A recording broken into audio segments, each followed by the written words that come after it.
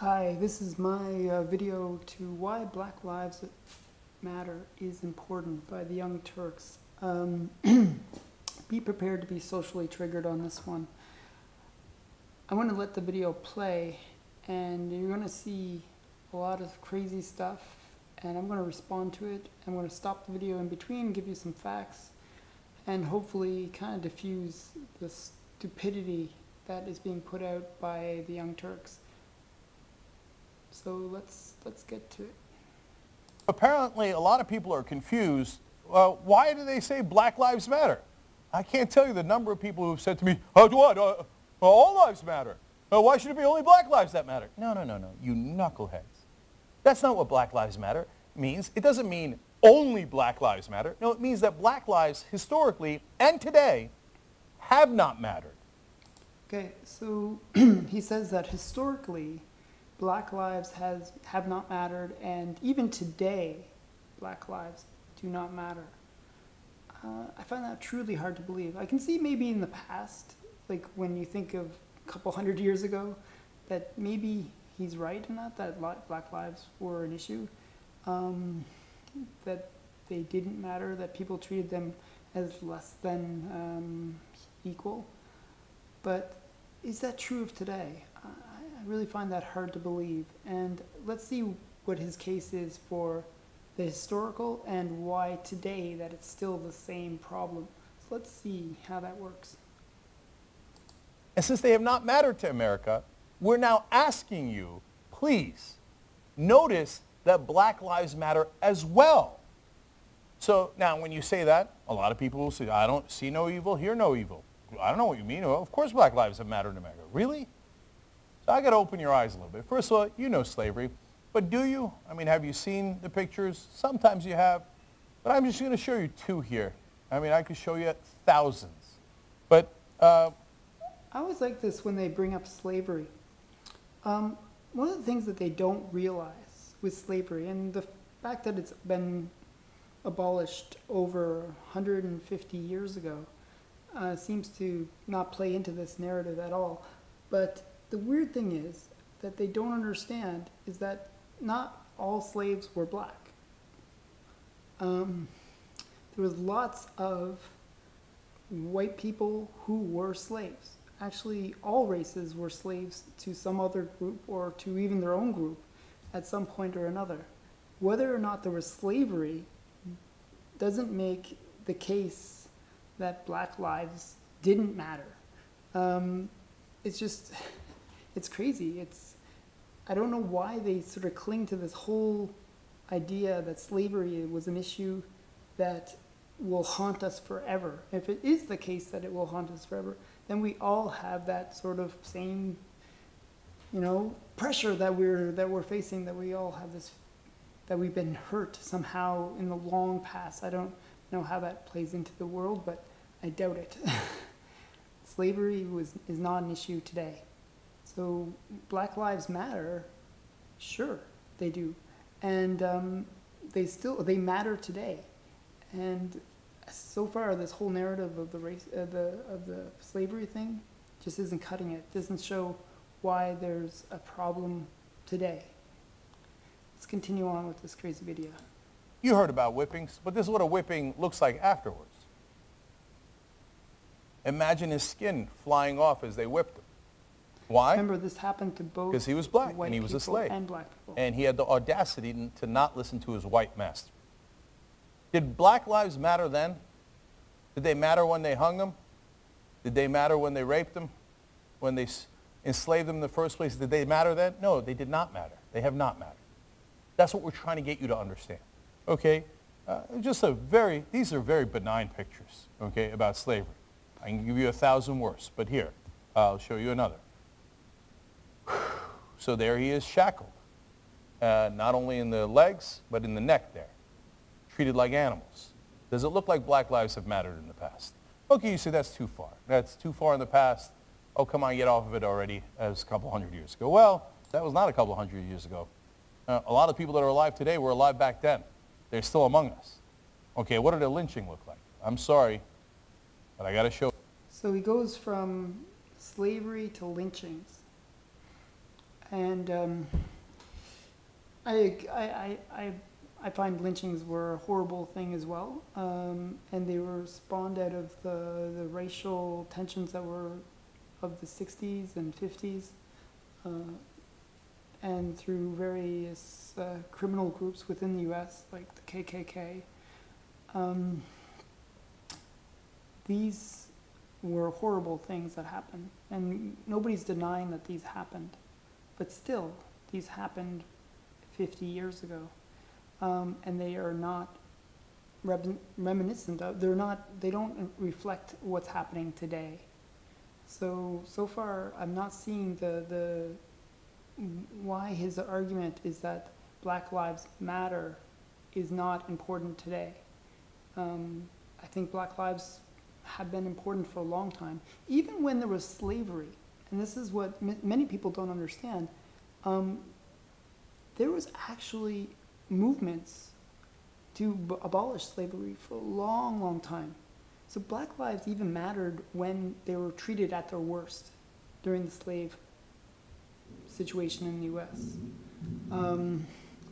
Remember, slavery was abolished in the U.S., kind of one of the last countries to do so. England had abolished it much earlier. Canada was much earlier. Elsewhere in the world, it was abolished earlier. It's just that the U.S. was a little bit late on the game in terms of abolishing it, but there was still a movement at that time to abolish it, and it was sort of brought to a head with the American Civil War. So Black lives actually even mattered then. There was stupidity and there was bad things that happened back then, but Black lives still mattered, and they matter today. So I don't see how it all works. And then going into the civil rights movement, part of the reason why there was this movement where there were the lynchings was there was racism. And there was a predominantly white racism that was happening, where the white people were feeling threatened that their way of life, where they were the masters of their society, was being threatened by the civil rights movement. And this was a backlash against Black people, that they felt like they were losing power to them. That was a bad thing, and it was a thing that was not all white people, not even a majority of white people. It was a small minority of white people. And those people lost in the long term, because the side that said, hey, we should treat each other as equals, won out. And that's what should be really realized here, that this was a small minority. Even when there was slavery, it was a small minority. Just understand this as well, that only 5% of white people in America had slaves. That means 95% of people didn't have slaves. So it's still a very small group of people that were treating Black lives as if they didn't matter. But for the majority of people, Black lives did matter. And still today, Black lives matter. And for most people would agree with that. So let's continue on. Now you tell me Black lives mattered, have always mattered. I've got evidence to the contrary. Okay, one last one. I know they're hard to stomach, okay? So if you looked at a white person the wrong way, if you dared disagree with a white person, in the South, but also not in the South sometimes, you would have these lynchings. Look, I can tell you okay, it's enough. So I can give you graphic details about how they took body parts home. Okay, I've done that in the past. I don't want to get back into it. You get it, right? I hope to God you get it. That all the way, the lynchings came all the way up, okay? So finally, we got the Civil Rights Act in 1964. Things began to change as we had people with tremendous courage. I mean, look at Selma, Alabama. That's in the 1960s, right? And they charged them a cavalry charge with horses, batons upside the head, let alone the murders that happened in the Civil Rights era. So that's all the way up to the 1960s. Okay, you say, well, what? It magically got solved there, and then we never had any problems since then, and we certainly don't have any now. So now those were lynchings with a rope. Okay, so now he goes on by saying, it's kind of hilarious that all of a sudden that after the Civil Rights Act of 1964 that all of a sudden magically that things got fixed. Well, obviously things didn't get fixed. And I know that he was being sarcastic by saying that, but what he's really trying to hint at is that even though 50 years later after that act has been passed, that things haven't gotten any better. Remember what I was saying, that during the civil rights, it was a small minority of people that were causing the problems. Even when it was slavery, it was a small number of people that were causing the problems. In this case, it was white people that were majority the slave owners. There was actually black people that were slave owners too, but we'll focus on the white 5% that were slave owners. The point is, it's a small minority. And finally, in 1964, the rules changed within the government to protect what everyone else believed should be protected, that civil rights matter, and that black lives matter. Everyone felt that, but it's finally an act that was passed to confirm what everyone else felt. So, no, it didn't solve all the problems when this happened, but fast forward a few years, it gradually changed the mindset, and it structuralized the whole idea that legally black lives do matter, that all lives matter. So let's continue on with this video. Let me show you some pictures from modern day America. So that's Tamir Rice, dead on the ground, 12 years old, had a toy gun. Okay, so he's going to go into the Tamir Rice thing as if this is the same as slavery one, and as if this is the same as what happened during the civil rights movement. Tamir Rice, just so you know the facts of the case, because he's not going to say the facts. He's just going to say, oh, a little boy was killed by evil police people that didn't wait any, not even a moment to just shoot him because they love to kill black people, as if that's somehow true, but it's not true.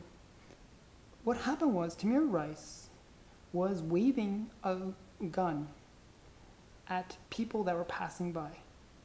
Now, the gun looked very real. I mean, it was not a real gun. It was a toy gun, but it looked incredibly real. He had actually removed the orange tip, which made it look less like a gun, and he made it look more like a gun. And he was waving it at people, threatening people with it. So somebody called in the police to come, because this is dangerous, having a little kid waving a gun at people. The police didn't, when they arrived, they didn't know what the circumstance was, that this is a boy waving a gun that was not real. They didn't know that it wasn't a real gun. They saw a boy waving a gun, what do? What would anyone do? If somebody's waving a gun at you, what do? Do you wait? No. These are trained police officers. They know what to do. They protect themselves, they protect the community, and they regrettably had to kill this young boy. But they did the right thing. And that's why no criminal charges were pressed against these police officers, because they did the right thing.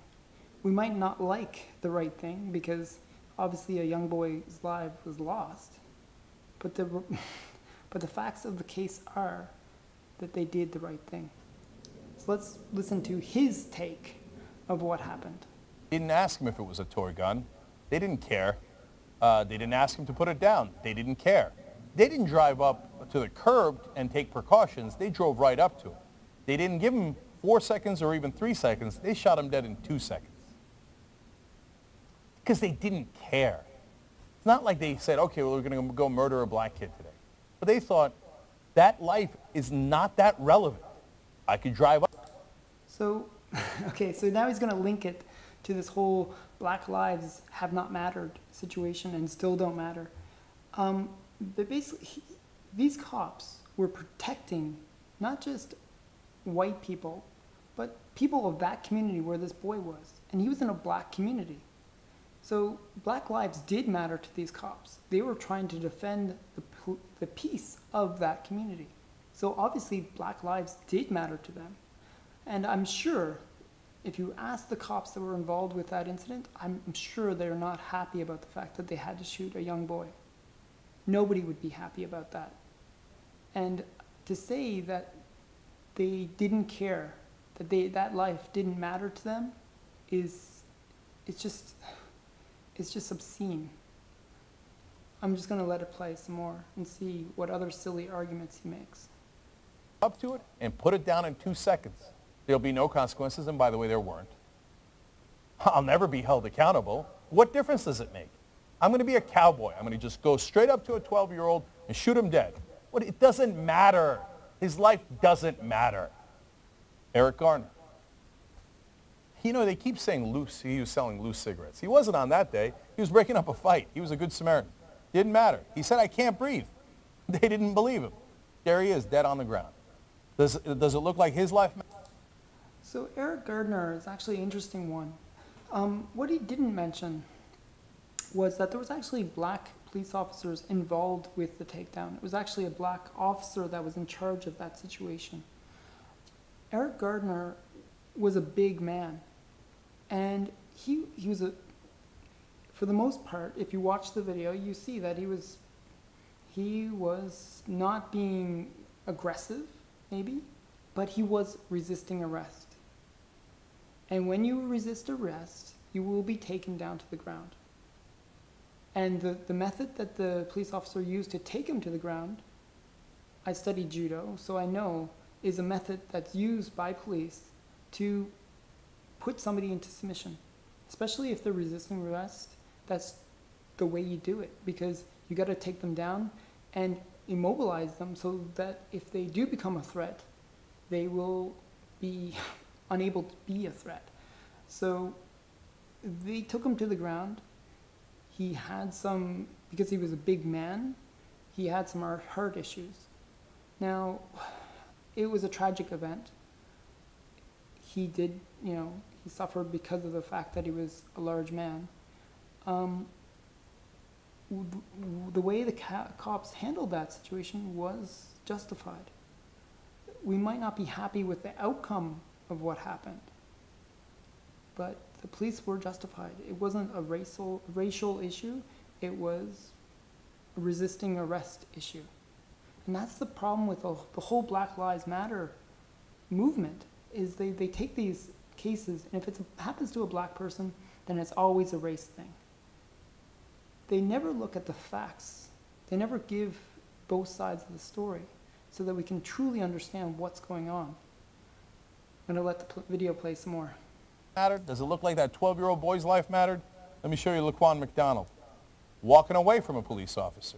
Look, I can show you dozens of these. How about the guy in Charleston also walking away from an officer, shot in the back, okay? Shot endless number of times, Laquan McDonald. And then, of course, Trayvon Martin. And after... Okay, so let's go into Trayvon Martin. This is an interesting one. Trayvon Martin was actually attacking, assaulting, physically trying to kill and stomp heads, basically smashing the guy's head into the ground. The man defended himself against Trayvon Martin, and subsequently Trayvon Martin is dead. Now, was that a racial thing? No, it's a self-defense thing. When somebody's attacking you and you are put in a situation where you have to defend yourself, you will defend yourself, at least, or you will be dead, one of the two. In this case, he would have died if he had not defended himself. So, is it tragic? Yes. Should the situation even happen in the first place? Probably not. There was some weird parts to the whole story. But the point is, the defense of one's life does take precedence over you know, if somebody is attacking you, you defend yourself. That's, I guess it's just that simple. Let's continue on with another one of these pointless cases that shows Black lives don't matter anymore when they actually do matter. It's just you're saying Black lives, but these are criminals acting criminally, getting punished for being criminals, or not, you know, not resisting arrest when they shouldn't be, I should say. So yeah. Sure, a guy with a gun pursued him and shot him and killed him. You know what they did? They did a criminal background check, not on the shooter, but on Trayvon Martin. They saw a person who was not black with a gun who had just shot someone. They didn't do a toxicology report on him. They didn't do a criminal background check on him. They saw a black teenager dead on the ground. They said, let's immediately do a criminal background check on him and a toxicology report on him. And after his death, they start talking about how he might have once smoked marijuana. He might have once gotten in trouble in school. Because if you're black, even if you've been shot and killed, no, it was your fault. We're going to dig into your past, find the smallest infractions, which we could find on almost any American, and then we're going to turn around and go, well, I mean, he once smoked pot. He once got a detention in school. Didn't he really have it coming? So can you not see that it appears, certainly to the African American community, and they are backed up by tremendous evidence that I'm going to give you in a second, that their lives have not mattered. We're not done yet. One more.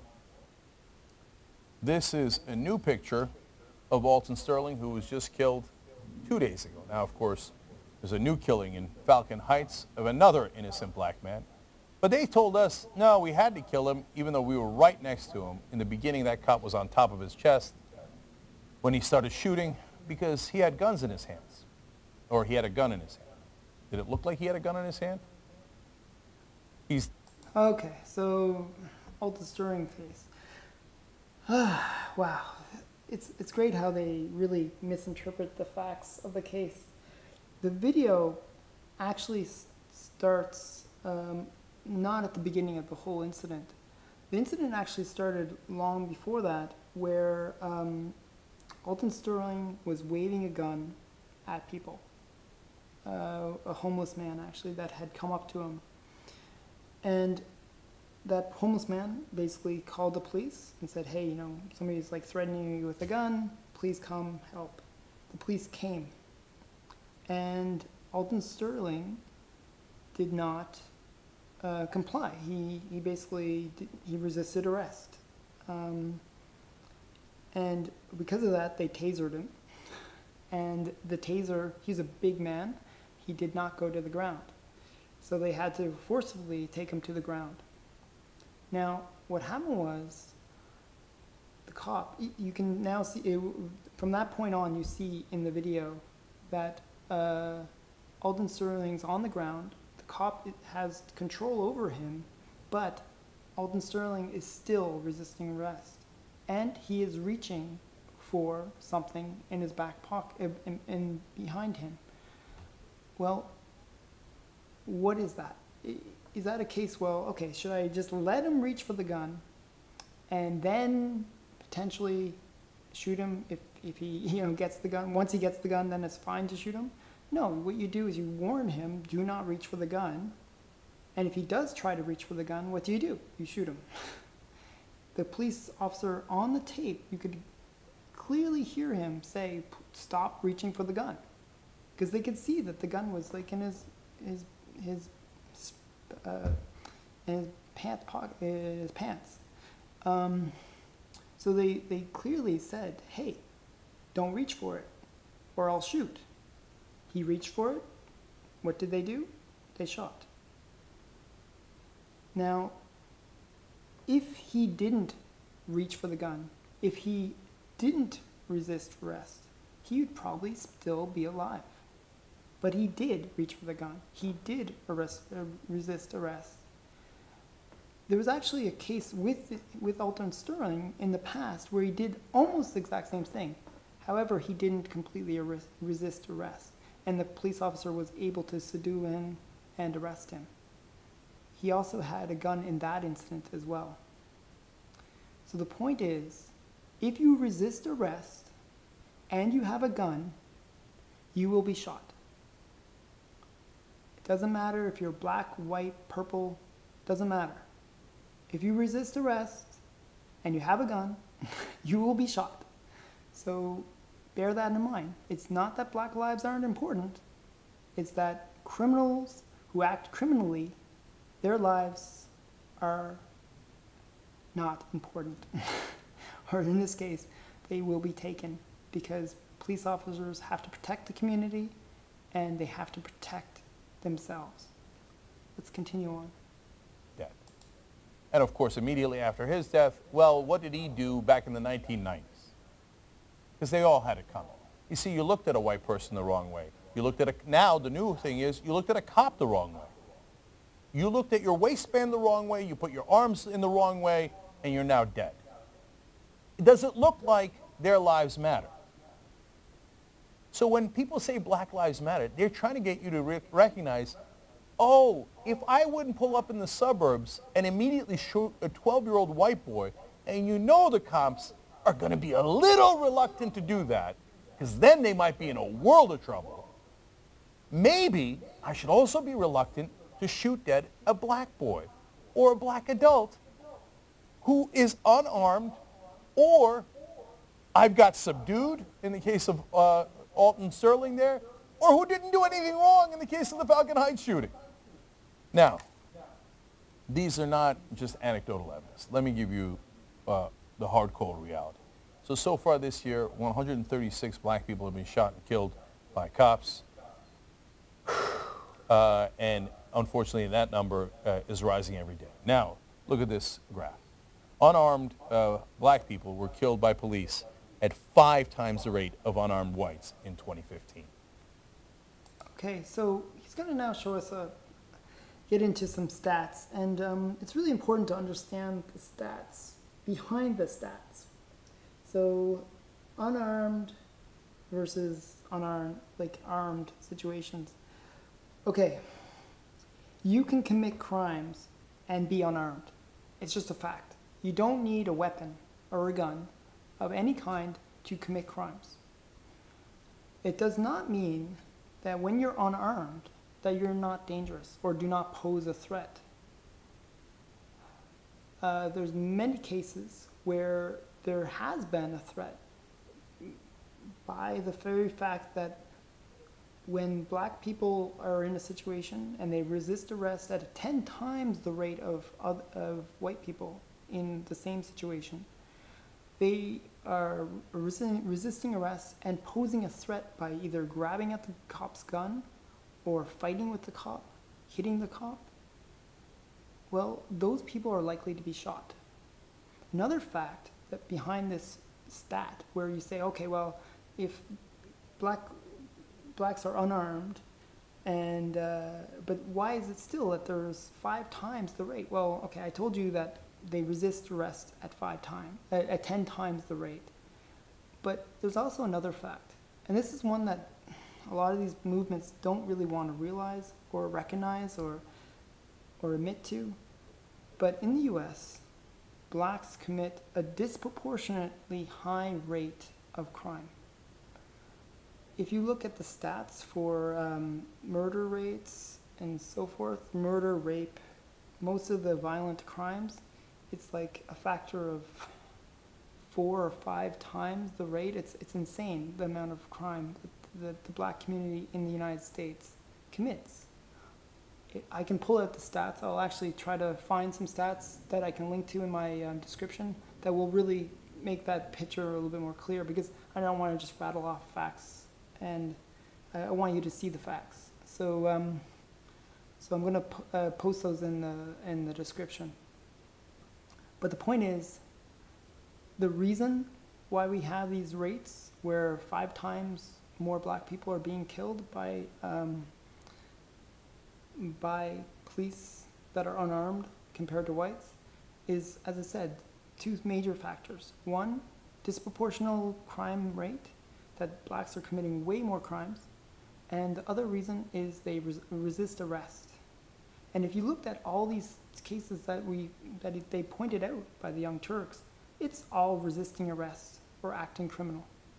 So let's just let the video play, and I'll just go on about it a 5 bit more times later. more. So you're telling me that that's just a giant coincidence that year after year, unarmed black people get killed at massively higher rates than other Americans, but every year it's a wild coincidence. Well, you look at that. Here it is again, another year where black people are killed massively disproportionately. Are you that stupid that you would believe that? Please tell me you're not that stupid. No, no, no. The only people who say that is people who don't mind that fact, who want to ignore that fact because it's inconvenient for them. Okay, so I just think it's funny to point out he's talking about ignoring facts that anyone that's saying that this is silly is ignoring the facts. Well, while he himself is ignoring the facts that blacks do commit more crimes, and that is why you see these stats year after year, is that blacks are committing a disproportionately high rate of crime. If you have more crime, you will have more action against you. It's just the way society works. That's why there's more black people in prison. It may not be politically correct to say that there's more black people in prison because of their criminality, but it's a fact. Black Lives Matter there's no relevance to this. Like, this has nothing to do with Black Lives Matter. Oh, that's uncomfortable.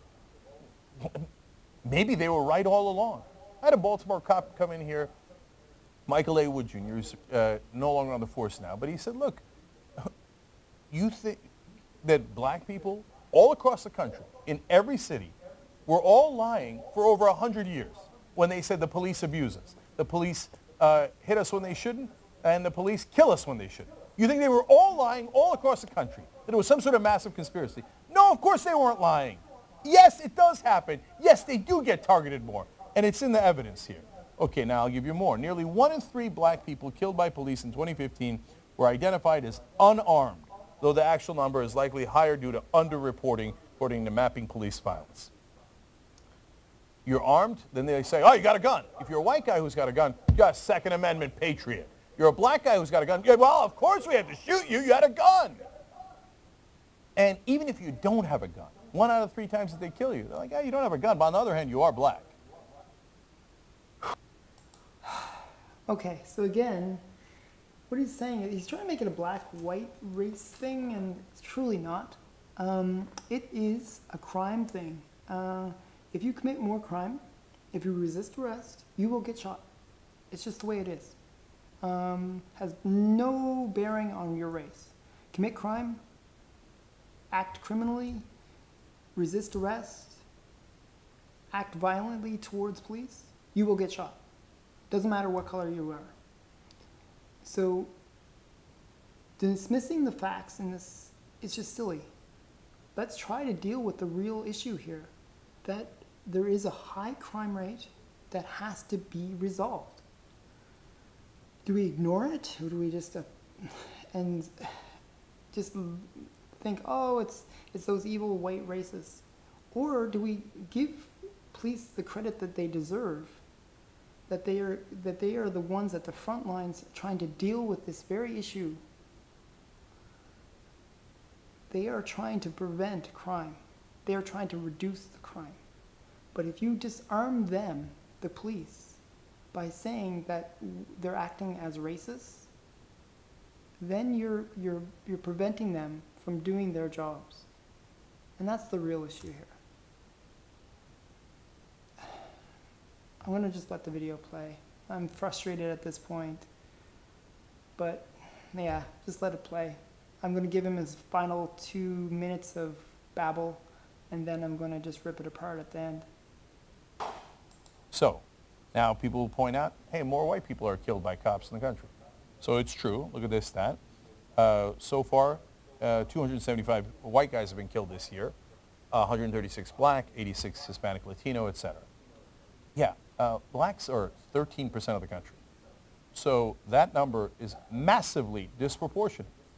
Yes, do more blacks get killed by cops than whites? Of course they do, and you can see it in the numbers. They're only 13% of the country, but nearly half of the number of people killed as whites, which is a unbelievably higher percentage of the country. Okay, in case you're a little slow, I'll give you more numbers. Now, this is a certain demographic here.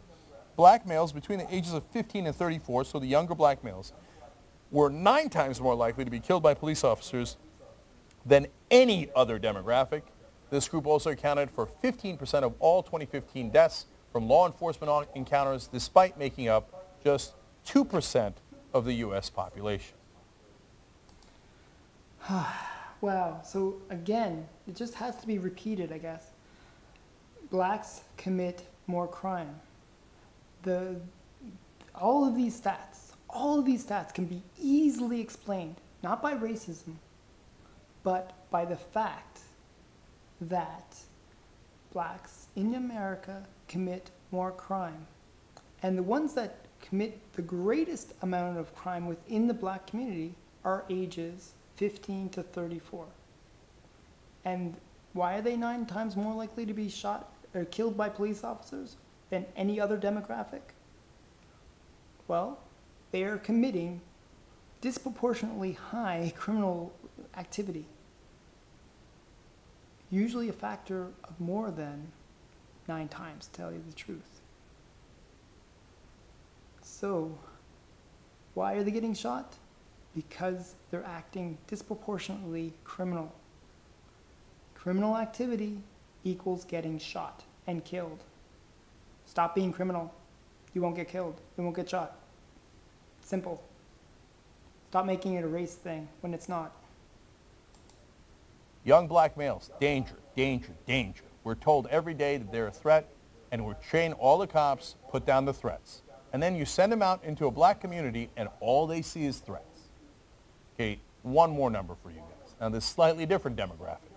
Black teens were 21 times as likely as white teens to be shot and killed by police between 2010 and 2012, according to a ProPublica analysis of the FBI data. So is the FBI part of the Black Lives Matter movement?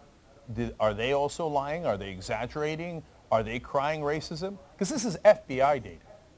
So when it comes to young black males, in this case, black teens, 21 times more likely to be shot than white teens by cops.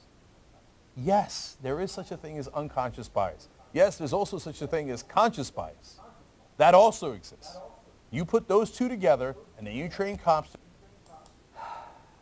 So basically they're saying that cops should not profile black people because once you start training police to profile black people, you're going to find that they are discriminatory towards black people. But that's not actually what's happening. What's happening is because of the disproportionate rates of crime within the black community, cops are not being necessarily, they're not necessarily profiling on purpose, but they're profiling for survival. If you know that a certain type of person is committing a disproportionately high, like extremely high rate of crime, you will make sure that you're aware of that type of person. In this case, it just happens to be black people. And I know that sounds racist, but it isn't. It is just factual. You have to protect yourself. You have to be aware of the circumstances that you're going into. And that means being aware of the facts. If you commit more crime, you will be more likely seen as a criminal. It's just the way it is. I'd like to actually look into the stats. And just give me a moment. I'm going to pause the video for a second. And I'm going to come back with some stats just to back up what I'm saying. Okay, so I did some searching. And here's a study that I found that kind of highlights the issue. If you look at the 20 to 24-year-olds, here's white. And this is the amount of crime, the homicide rates, okay? This is the people killing each other rates of white people, black people, Hispanic. Now you'll notice that white people, the number of murders per 100,000 is around 6%. Now, if you look at this number, this is a very high number compared to 6. Okay, 6 and 109, not 6%, yeah, sorry, 6 people per 100,000. This is 109. That's many times higher than 6.3.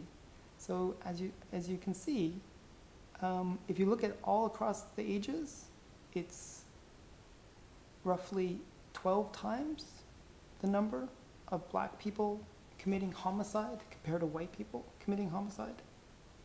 So again, it's not that it's a white or black thing, it's that black people in America are committing more crime.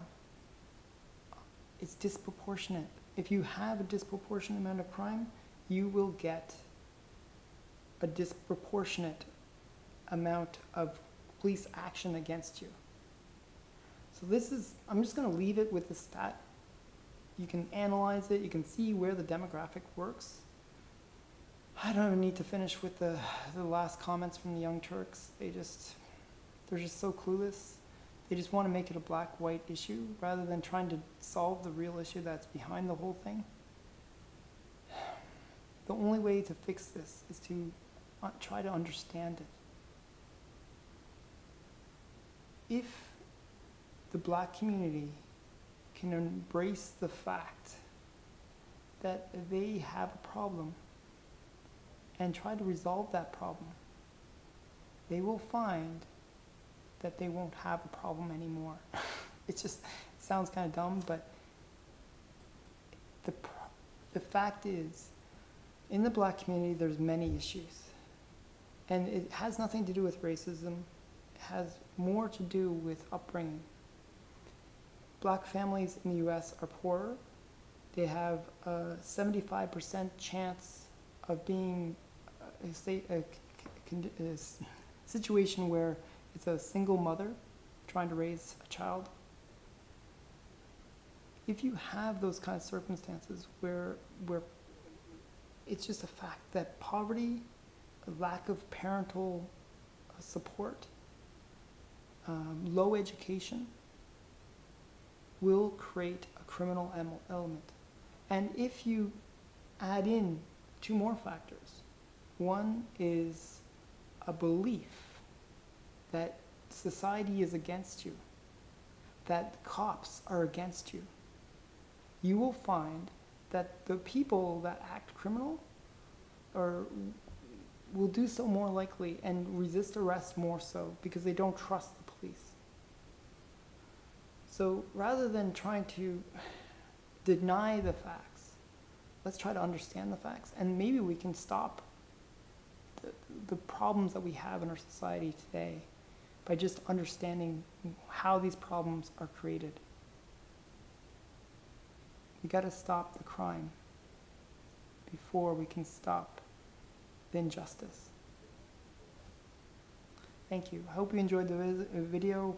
I hope that I socially triggered your mind, and please comment below. I know this was a long video.